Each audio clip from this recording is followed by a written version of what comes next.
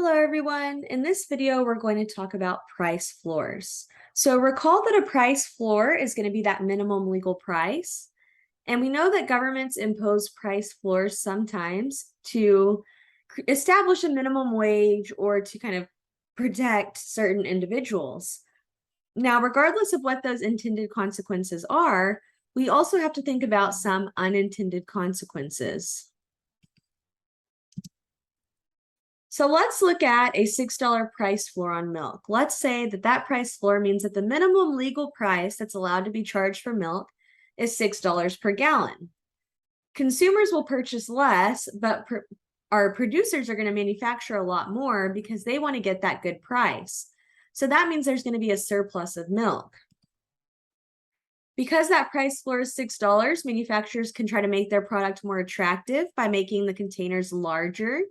So overall, milk containers would be bigger because people would want more for their money.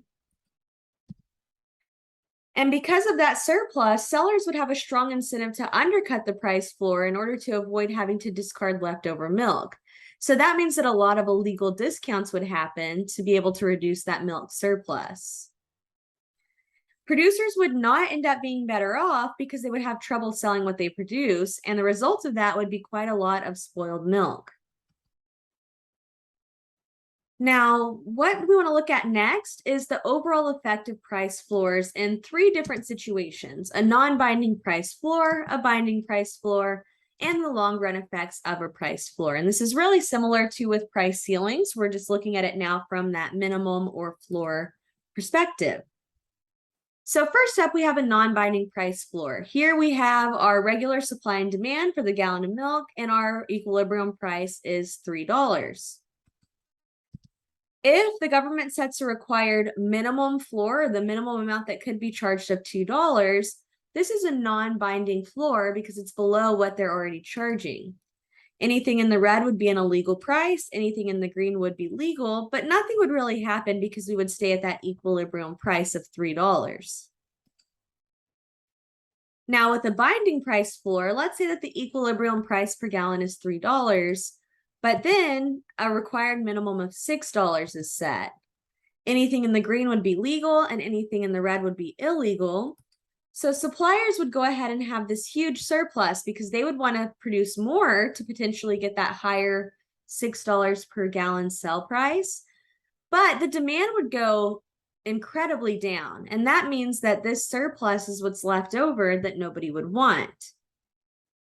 Now, there would be some sort of market where there were lower prices for milk that were below this legal limit. And these producers would charge significantly less even than that equilibrium price originally was.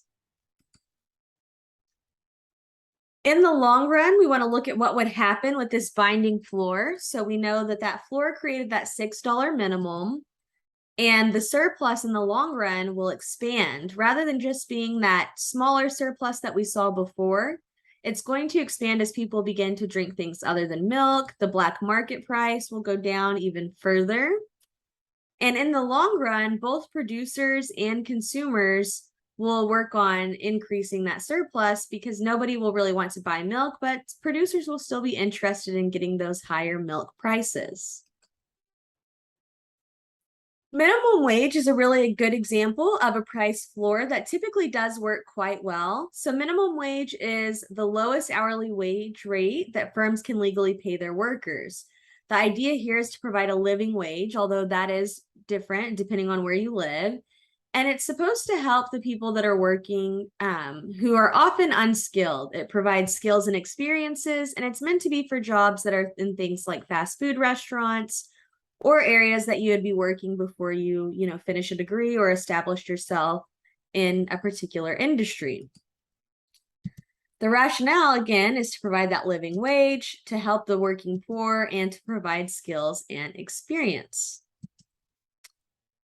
Now, in the market for goods and services, households want goods and firms supply them. In the labor market, households supply labor and firms demand that labor. So the demand curve for labor is downward sloping. The more that people are paid, the more they're going to want to work. As wages decrease, the quantity of labor that's supplied will also decrease, but as wages increase, the quantity of labor that's supplied will increase as well. The supply curve for labor is generally upward sloping, but we're not really going to focus on that as much right now. So a binding minimum wage, let's take a look here. Without the minimum wage, our equilibrium wage is $7, and we have our equilibrium quantity of QE. If the government imposes a $10 minimum wage, then anything below $10 would not be acceptable, and we would want to go ahead and operate within that green range. There would be short-run unemployment because there would be a higher demand for working than there was a supply of work, or there would be a greater supply of workers available than there would be a demand for those workers. In the long run, if we take a look at this, it becomes more elastic for both demand and supply. Demand is more elastic in the long run since firms have more time to adjust to the higher wage. Supply is more elastic since it's now more attractive to work. And that long run unemployment, the gap will widen, but overall, everybody will have a little bit more time to adjust. Now, at this point, it can be pretty difficult to estimate how much unemployment is caused directly by the minimum wage. But in the short run, demand for labor is relatively inelastic, so firms can't really quickly replace workers with machines, whereas in the long run, that's not necessarily true. That's why in the long run, that unemployment gap widens, because a lot of firms would move to things like self-checkout or any other type of machine to get rid of some of those employees and avoid paying that higher wage. So why would there be unemployment if the minimum wage was raised? Well, a decrease in the quantity of demand or quantity demanded of labor will increase that quantity supplied or that availability that people want to work. Firms might replace low-skilled jobs with capital, meaning they can replace workers with machines. Some more causes of unemployment that's created by minimum wage. Again, we have that decrease in QD that causes an increase in QS. Firms are replacing workers with machines. They can shorten hours for workers, and they also may relocate where there's not a minimum wage. But some proponents of the minimum wage might say that this encourages companies to provide training, education, and job programs.